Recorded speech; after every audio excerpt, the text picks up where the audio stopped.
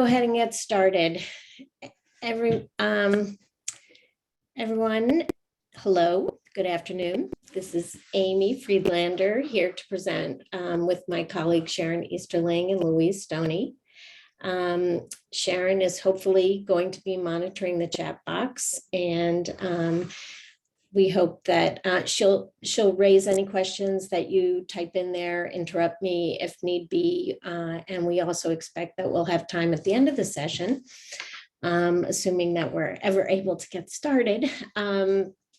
So we want to offer both those opportunities for you to speak up, get your questions asked, answered, hopefully.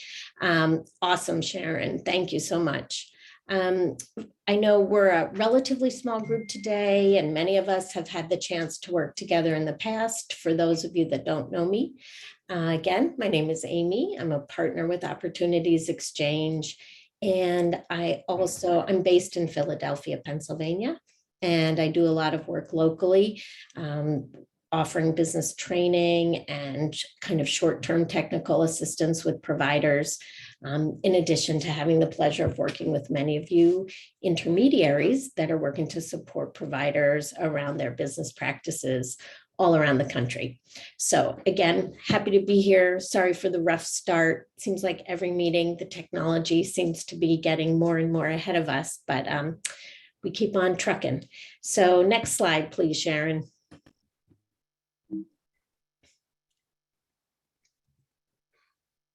Trying. Yep, I can tell. I can see. Oh my. I think you're in the hardest spot. Would it be better? Why don't I do it? I can do it. I'll just share. And you can go ahead and hang on a second. I think I've got it. Oh, wait a minute. That's so weird. Yes, I wonder what's going on because I had it open. I had the PowerPoint open. Oh, all of a sudden I lost the PowerPoint now. Hang on. This is really strange. Okay, let me try it again and see if I can do it. All right, slideshow. Play from start. Okay, now can I share my screen? Share screen. There it is. Here we go. All right, let's see. Okay, yay. Okay, is that good, Amy? Excellent. Thanks so much. So one of the things we wanted to talk about in terms of business training is what we found doesn't work so well. So a few sort of fair warnings and kind of a basic principle that we think we all need to keep in mind as we think about offering business training to providers. So the first piece is really about the idea of general business training, general content, right? How to run a small business, how to be a good employer, things that are for really geared towards any kind of small business owner and not specific to early childhood. We know it's really tempting and important to work to leverage resources that exist outside of the early childhood community. We know we are an under-resourced field, so it makes perfect sense to try to connect to folks that might be funded through the Small Business Administration or other sources to really get those resources to support our field. But the reality is that business content in general often really doesn't make sense for our community. And when we have that kind of general offering, we see things like, a financial report or a budget that has something like sales revenue and then cost of goods and then net profit. And, we see things like that, literally, that a provider has used a template that she's received from this kind of general offering that just really doesn't make sense at all in the context of early childhood. So we think that there's limited value to that kind of business training. The second sort of fair warning is around general ECE content. So even that content, which is related to early childhood in terms of how early childhood business operations are best realized, if it really isn't specific to center communities versus home-based childcare providers, there often is just a disconnect for the audience. When a home-based provider hears the word classroom, she really kind of stops listening, right? She assumes it just really isn't meant for her. And we see this in terms of state licensing regs and state quality rating system standards. We know that a lot of that is written to be center specific. And that's what we find with the business training as well. So we really want to make sure that we've got, the audience, that we're speaking to the audience that we have.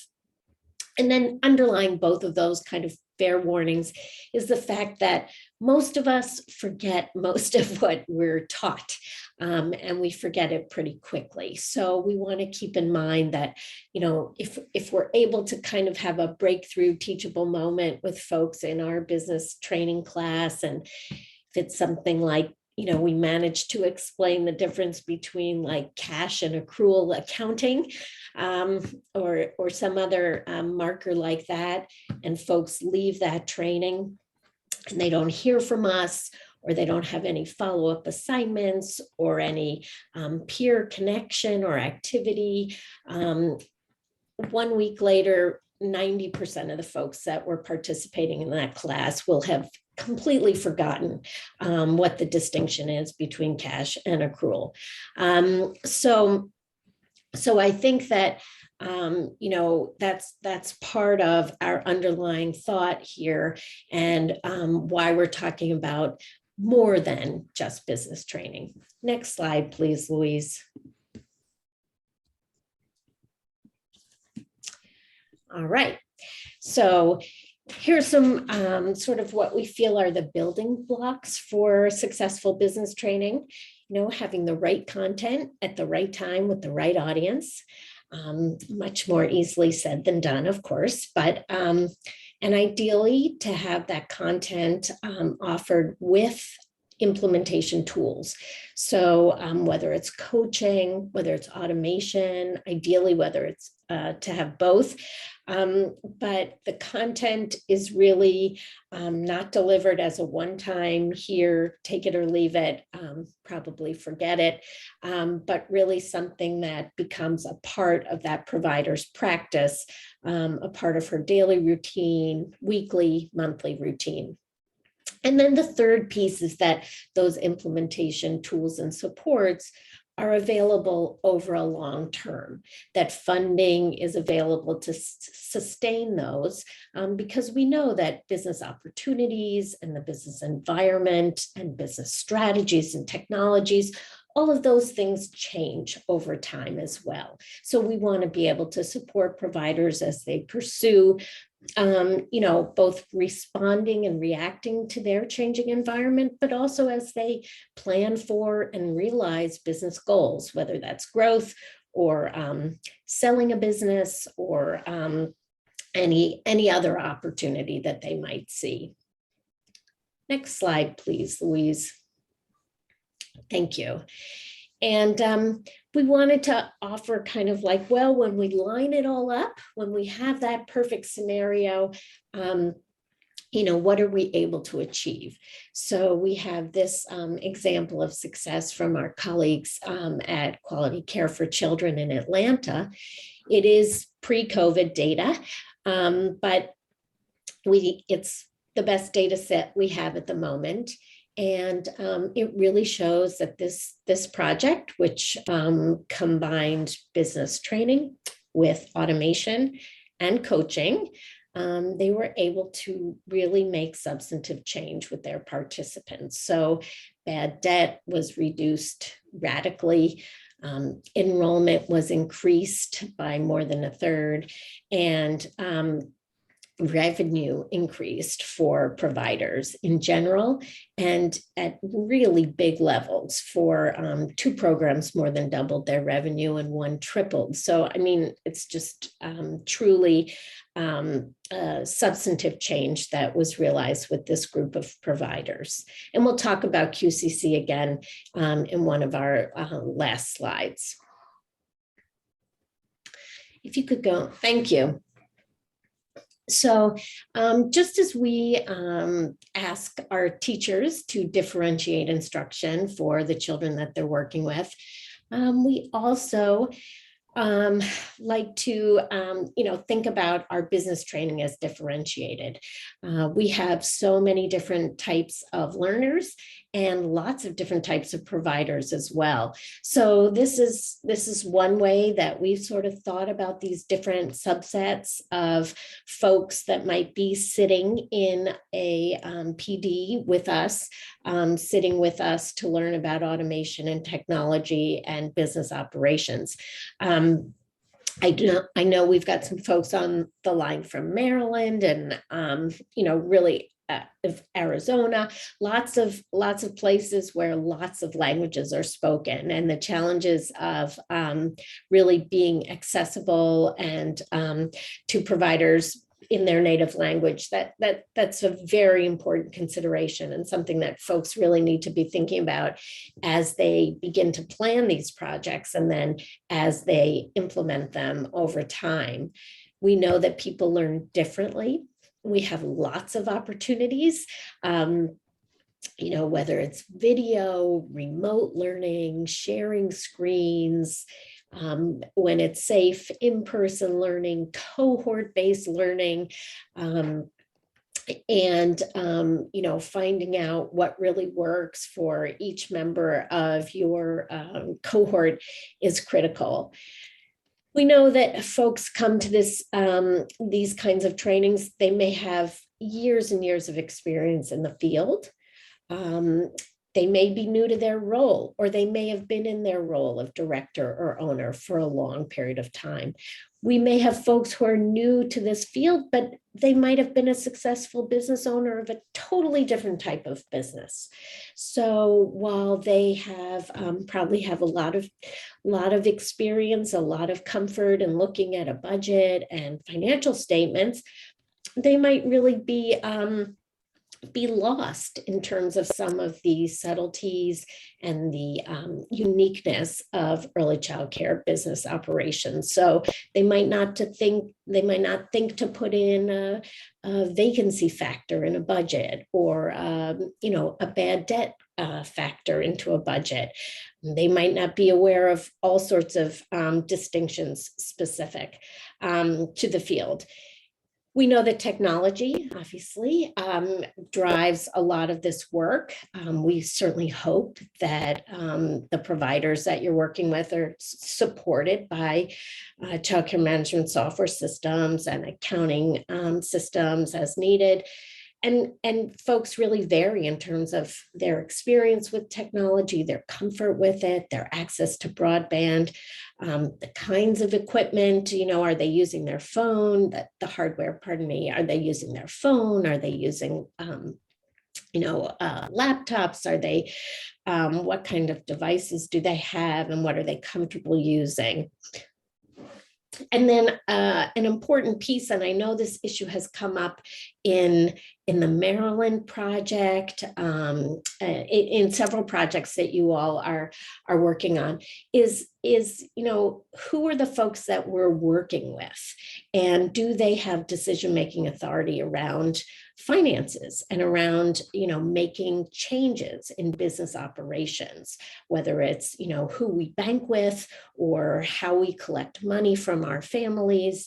We know that we can be working with an owner of a small business who maybe she has partners. They may be official partners in the legal structure, or it may be informal partners, her family members who might work at the business, or they might just be heavily involved in how decisions are made.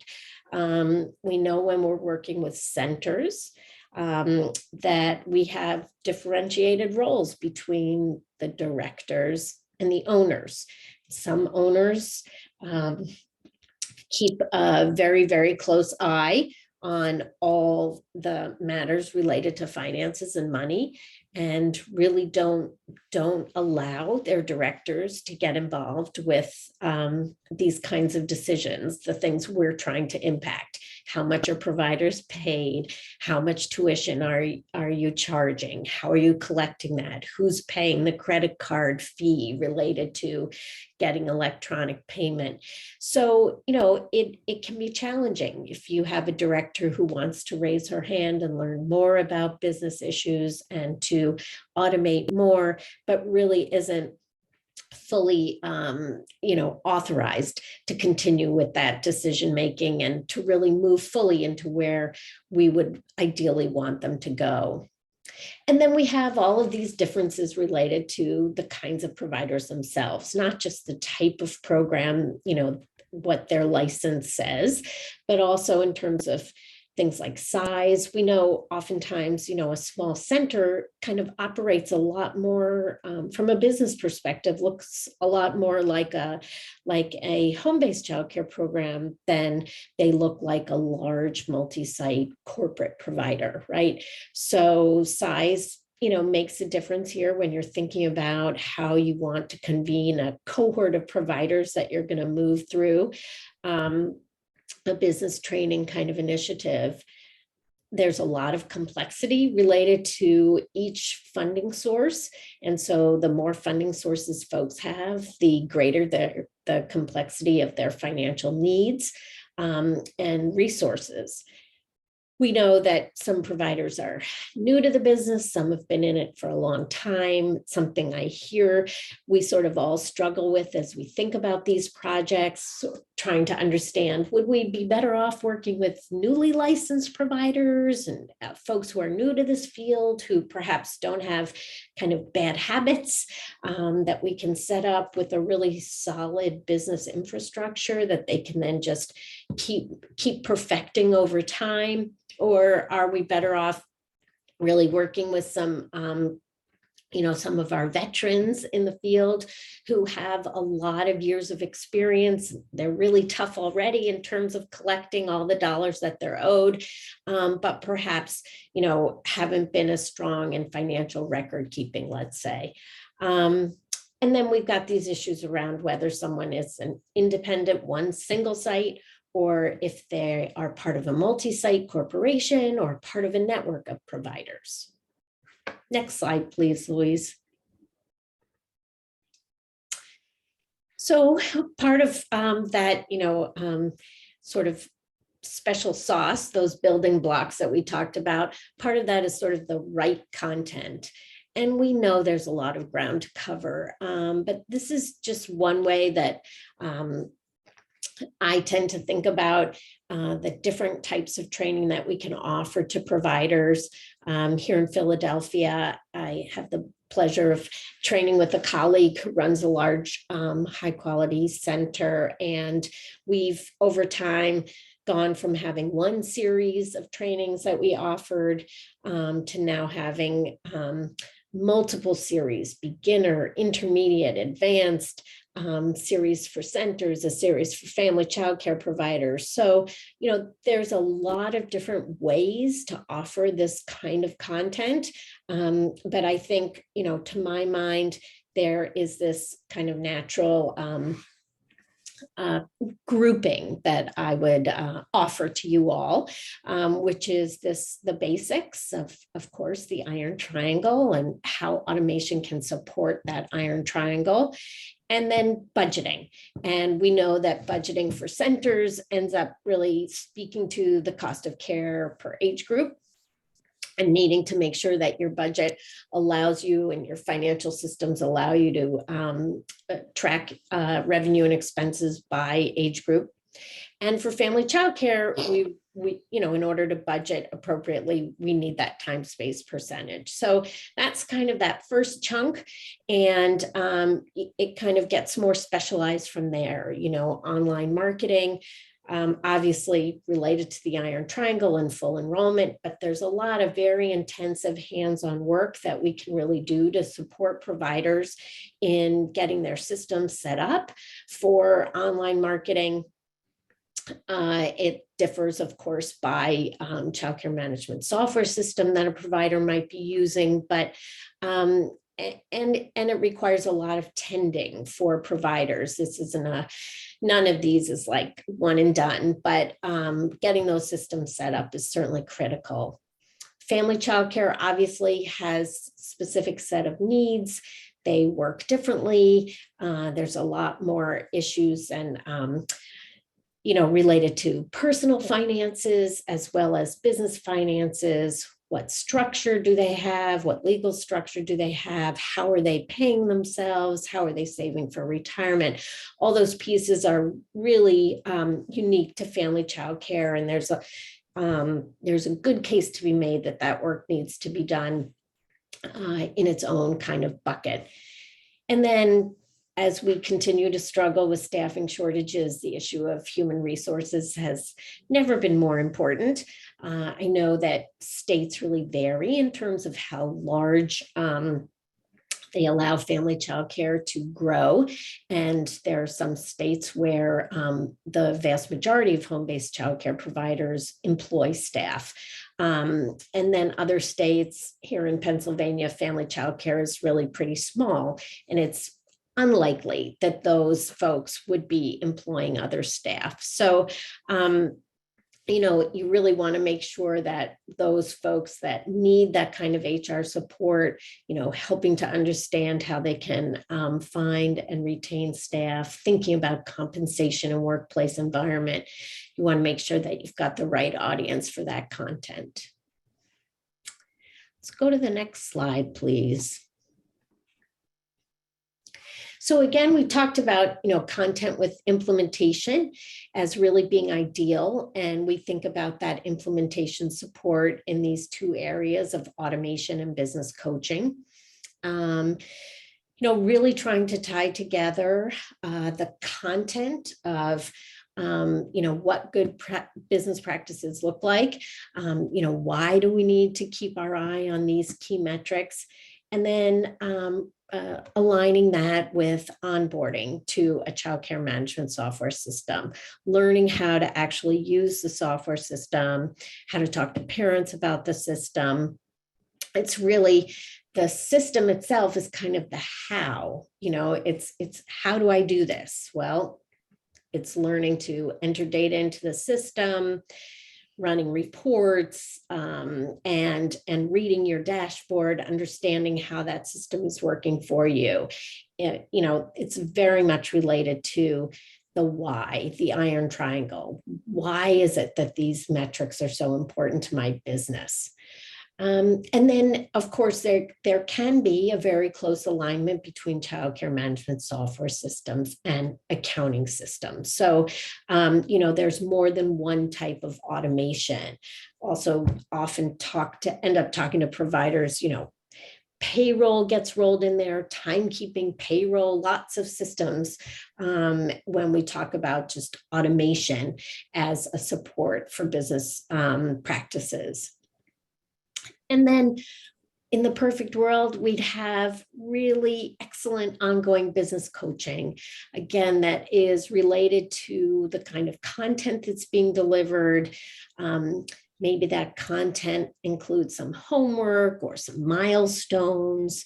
Maybe that content is asking providers to report on how they're doing something now and to assess where they'd like to be, so that the coach has a real obvious number of places where she can step in and work hand in hand with the provider in realizing new business milestones. And again, ideally linked to that CCMS. So I want to look at the next couple of slides are really about business coaching, because it's not as if we have a license that says you are a business coach authorized and trained to work with early child care providers. We're defining our role and trying to become as expert as we can. as we go. This is all relatively new. Obviously, the field has focused for many years on quality improvement and not really necessarily viewed business leadership as being a necessary partner in that improvement. So the field, if you will, of business coaching for early childcare is new. And it really, I think, merits our time thinking together about what does it mean and how do we know we're doing it well. So we've kind of taken this idea of a 1-year coaching project, and I know I'm working in Oklahoma on a project where they've got 3 years of funding for childcare software licensing systems, and they're going to be working with those providers, also offering business coaching over a 3-year period. Other programs tend to view themselves as getting set up for a 12-month period or maybe an 18-month period. So there isn't any magic to the 1-year period. And but I was just trying to give you a sense of what we see as kind of key areas that coaches work with providers to address, and then how they can measure their impact. What milestones are they trying to achieve? Yes. Amy, we have a question. So the question is around how to manage when you have a training curriculum that's kind of already developed and you know, for whatever reason, you have to deliver that specific content. How do you work with a situation like that? Yeah, it's a great question. I know that there is a fair amount of kind of canned content out there that may be specific to the childcare field. You know, I think it's trying to supplement. I guess I'd have to say supplement would be my first instinct, so that the content that's delivered, if there's a way right in that same session. So if a session is about budgeting, and you want to include a childcare management software system as a part of this initiative, that you're able to show how that childcare management software system can track revenue, and how that revenue can, that revenue amount or that revenue report can be used to populate a budget or to populate an income statement. So I think it's a matter of supplementing the content with real world examples from the childcare management software system that is a part of the project. And also trying to, if there's a canned, curriculum, that you can always also add, if your initiative does not include automation, but does include coaching, you can, create milestones that are operational, practical, really necessary pieces of business operations that you would kind of add to the business content. So you're creating your own coaching milestones and sort of this idea of constructive coaching. So it's very much around, let's see that salary scale. How does that salary scale relate to the, personnel budget that you have in your budget now? Let's look at the budget. I don't see any interest expense, but you told me you have a loan. Let's dig in there. So as those topics are raised in the content, I would say look to real life examples in your CCMS, or look to, how do I really expect those changes, those business practices that are being discussed in this PD, how do I really expect to see them in action in this business? And then use your coaching to really work on those concrete tools. Hope that was helpful. So we have, I think this is kind of an example suggesting that initially, if you had the luxury of automation and a coach as a part of your business training initiative, that initial couple of months is really focused on that CCMS onboarding, and then looking at those concrete tools that are really tied to making sure that your onboarding is using really good data, things like, and that your CCMS is, of course, aligned with any written documents that have to be in place and that parents have to have signed and reviewed, et cetera. Before going to the next slide, I did want to mention that, we all know that it's, as we plan programs and design programs, that sort of the way that I think about them is in a linear fashion. And unfortunately, life never works that way. And so as we struggle to sort out, how do we combine and align all of these pieces? Do we get people onboarded first? Do we give them training first? Do they connect with their coach first? All these pieces that kind of need to happen simultaneously. We also know that people are going to come to this work. Providers are going to participate. Generally speaking, they have a business problem that they're trying to solve. And so that's really going to drive their interest in the project and how they prioritize what they want to do.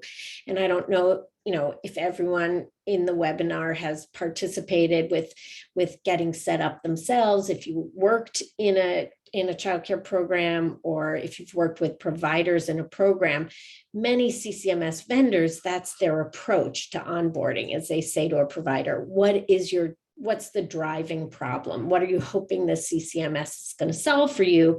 And they start there.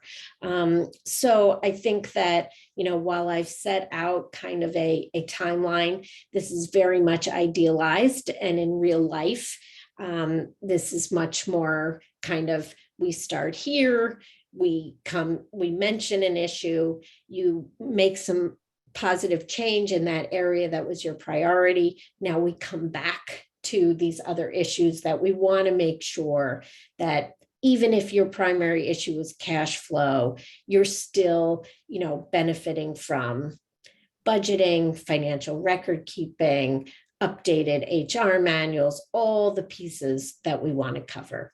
Next slide, please. Oh, I have a few more questions teed up, but I think you're going to cover them. So when we want to save a little time at the end. So let's move a little faster through the slides, and then we can hopefully get some of these questions answered. Perfect. Okay. So again, just taking a look at the next couple of months of an ideal project, or in some regard, you'd really turn from that CCMS onboarding to issues around, these key iron triangle principles: marketing, what revenue sources do folks have, and then that ties right into budgeting, and of course, time space percentage for family childcare. So when you think about, well, what would a provider have completed in the first 6 months? It's like somebody is up and running in that software system. They've got, their parent-facing materials are all really aligned between the CCMS and anything that they are required to have in writing. They've got a good budget. They're working towards full enrollment. They've got their full fee collection happening because of the CCMS, and they're prepared to really do a good job with taxes if it's family childcare. Next slide. And then over the next 6 months, they would really be, there's a lot of opportunity to look at human resources, all of these key issues. There's a lot of paperwork, obviously, a lot of systems related to HR that need a lot of tending.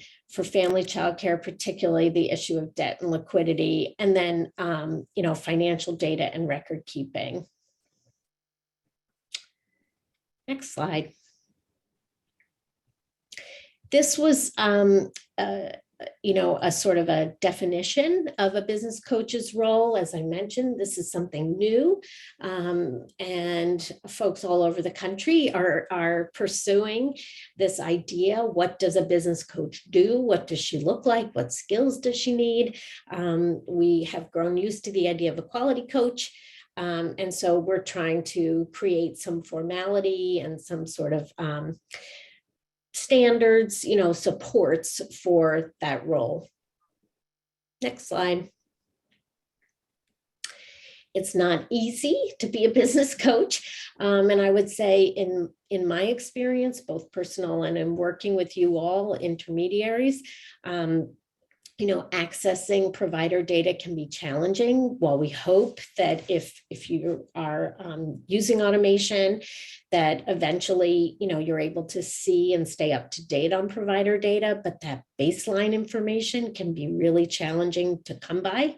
And we often wonder about the reliability of that data. So getting provider data and being able to analyze it in a timely way, comparing one provider to another, comparing providers' data over time. Those are skills that take some time to develop for business coaches. We know that coaches need to develop. I'm sorry, I just had a couple more things to say about this slide. We know that providers' time is the scarcest resource. So really helping, we have providers who schedule time with their coaches and then aren't able to follow through, et cetera. And we know that finances are very personal, particularly in home-based childcare, where there's often a very close alignment between personal and professional finances. So that trust building is obviously key. And then, like all other fields, business coaches need to keep accessing their own professional development, keep learning more. And also, we know that business coaches can't know everything. So where can they find the additional expertise that they need in the community? Next slide, please. So these are some of the financial services that we see as being, really good kind of add-ons, and it may be the role of a business coach or the role of you all as leaders of these initiatives to kind of identify these resources in the community.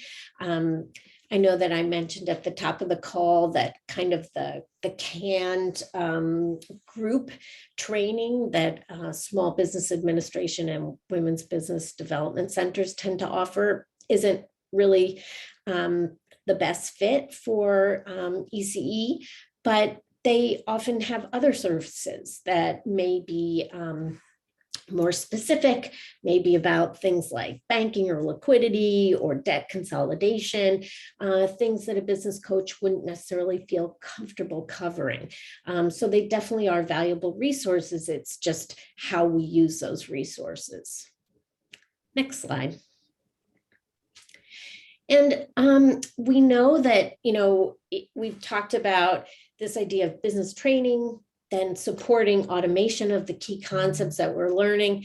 And then there's another sort of level of intensity, I would say, and that's the idea of a network or an intermediary offering back office operations. So the idea that you might have a provider who is diligently doing what your project is all about, coming to sessions, getting automated, but still really isn't comfortable doing this work herself. And she would gladly pay someone else to do it for her. And, so once an intermediary is using the same software system, has staff with the expertise to do some of this accounting work, you're kind of all set up and can offer that as an additional option to providers.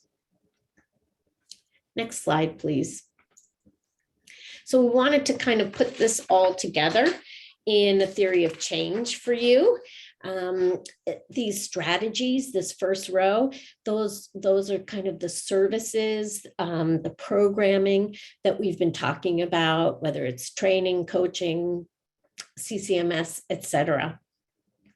And then these targets are really the areas of a provider's kind of skills, her environment, her kind of her knowledge, the specific pieces that your services and strategies are trying to change. So we're trying to decrease the amount of time folks are spending on admin. We're trying to decrease their overhead, increase enrollment, et cetera.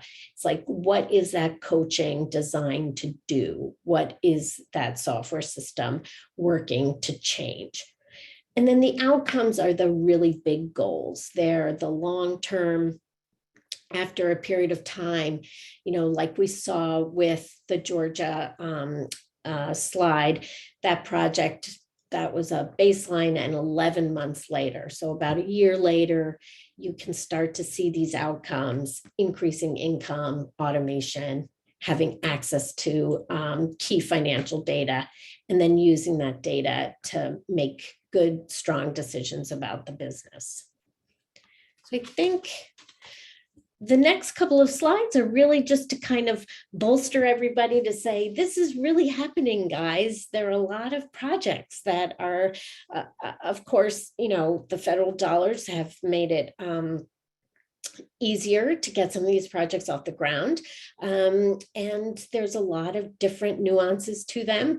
In Boston, they're working on training and coaching. They've experimented with connecting providers to free tax preparers in the community, et cetera. We've got a lot of work going on in Philadelphia, much of it driven by philanthropy. In Texas, Civitas is hard at work on a statewide $15 million business training initiative that includes videos and templates and things available in English and Spanish, some coaching as well. I mentioned the Oklahoma project. We know we have our friends in Arizona who have been at this and continue to innovate for the field. And in Atlanta, they've continued to grow and add to their service complement for business operations. And the next slide is networks. So, I mean, the previous efforts don't necessarily define themselves as networks. But in this case, we have the state of Connecticut that's been building networks and asserting that those networks need to both be offering business training as well as quality improvement and other sorts of services. We have networks that are really thinking very intentionally about licenses to childcare management software and the onboarding and how that connects to business training. And then we have a couple of examples where we do have back office supports that those networks are providing. So in California and in New Hampshire, and as I mentioned, in Atlanta. So these efforts continue to grow both in size and in, the number of and intensity of services that are being offered. Next slide. This, we're starting to also see this idea of communities that say, we're interested in these financial professionals that we've got in our community, these accountants, these CFOs. We know they need to understand the childcare sector, and we also know that our quality specialists need to understand business issues more. So we have some work going on locally in Philadelphia along those lines. And in 2022, Opportunities Exchange will be working in California on that specific challenge.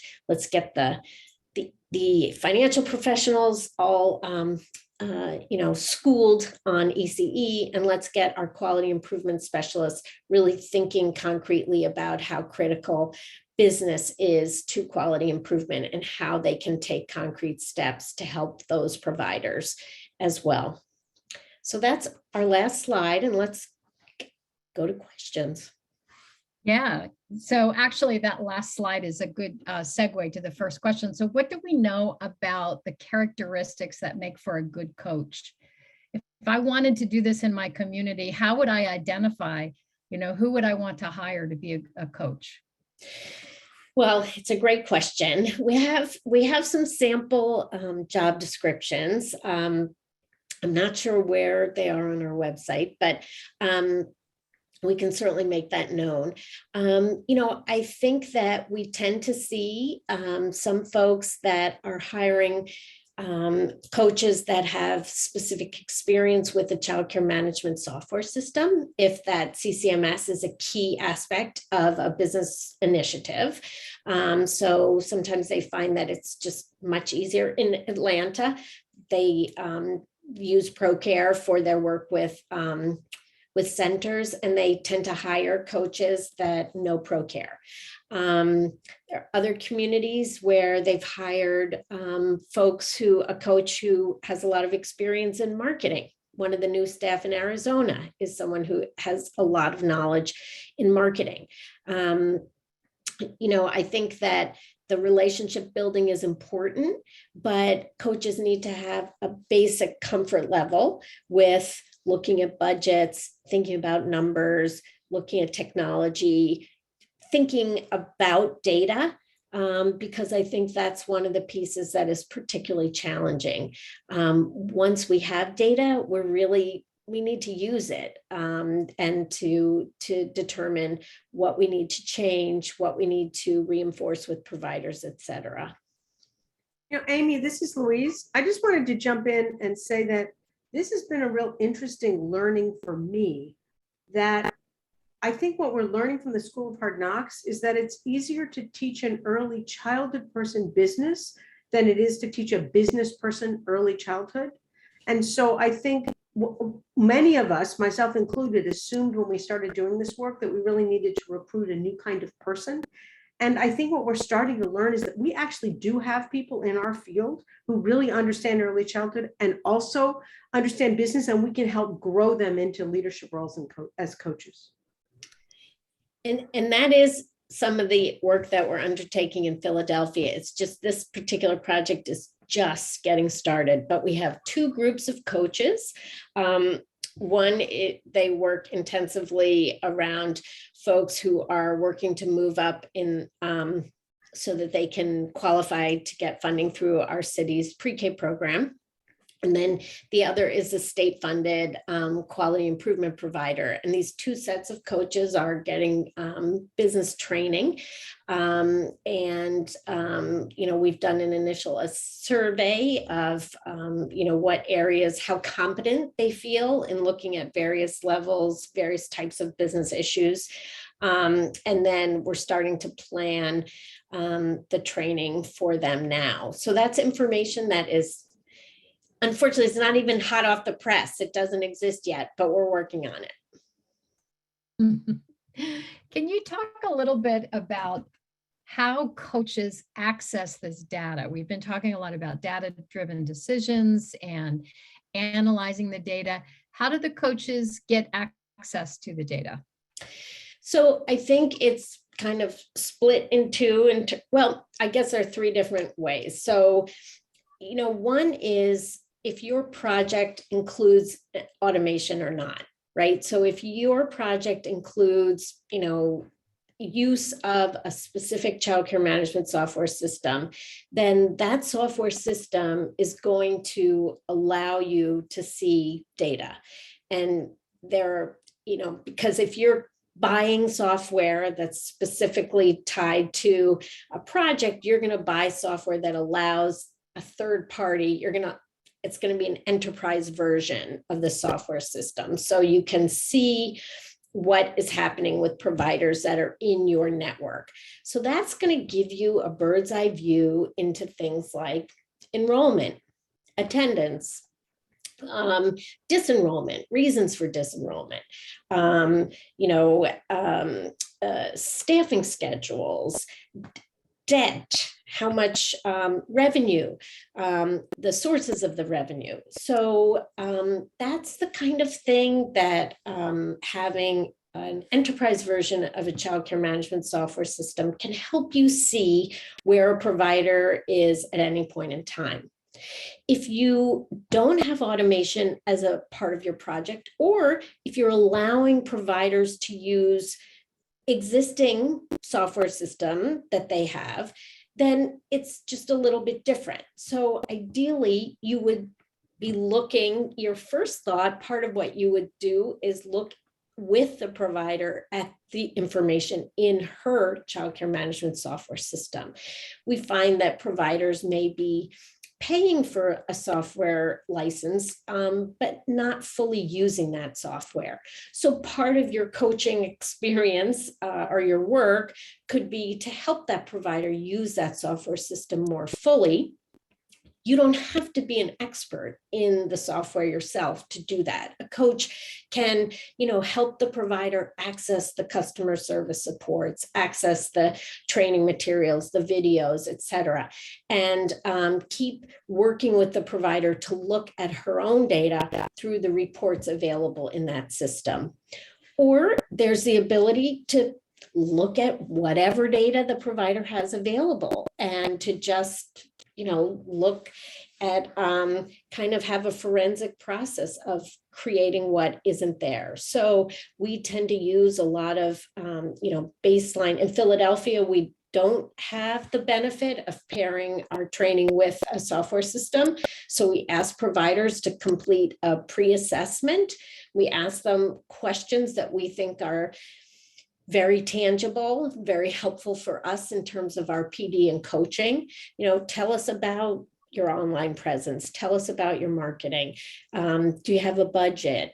We ask for a copy of a budget. We ask for a salary scale. We ask for a benefit summary. We ask, and we make sort of homework assignments related to these documents. And if the provider gives us something, turns in something that doesn't quite make sense to us, we use that as the wedge for that ongoing coaching.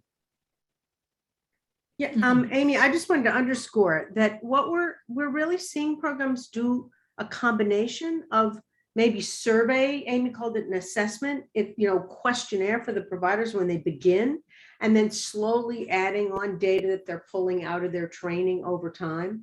But many of I've been relentless about this baseline data, and I just want to underscore it again. Even if your baseline data is, I don't know, then your first step is you actually start to know something, and that's progress. Thank you. I think it would also be really helpful to point out, to talk a little bit about the coaching guide resources that we have on the website that we worked on. Do you want to just, Louise, I don't know if you can call those up on the website.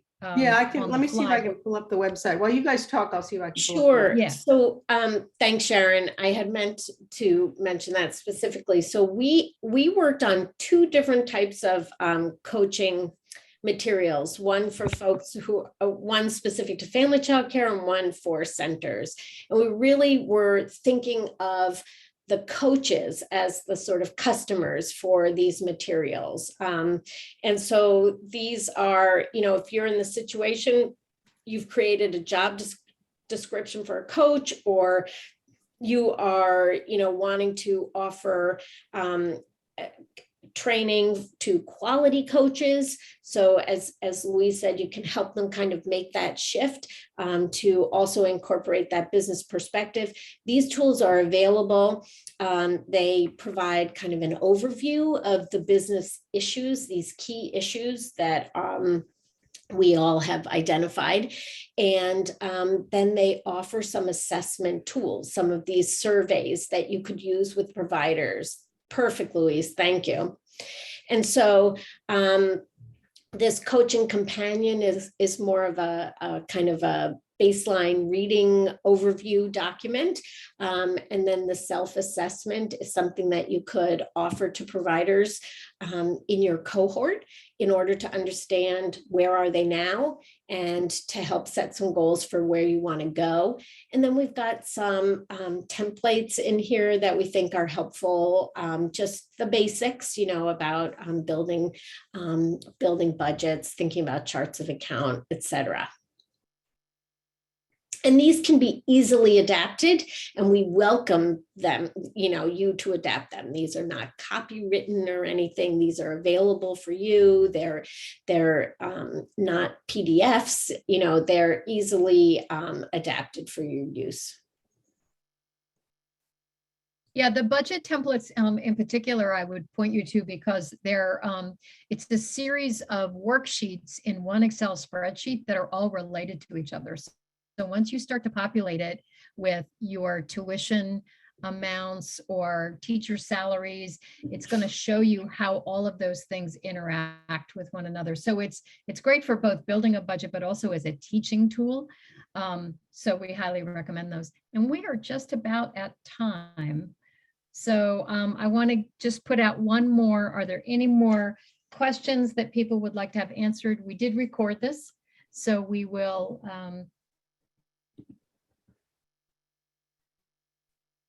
We good? Uh-oh. That out with everyone who attended and read. Oh, I think We're about ready to sign off. Thank you, everybody, for bearing with our, oops, I think I was cutting out. Thanks for bearing with our early technical struggles. Amy, thank you so much for the excellent groundbreaking work you're doing on this. it's all thanks to the folks on this call. Thank you, everybody. Bye, guys. Bye. Bye, everyone. Take care.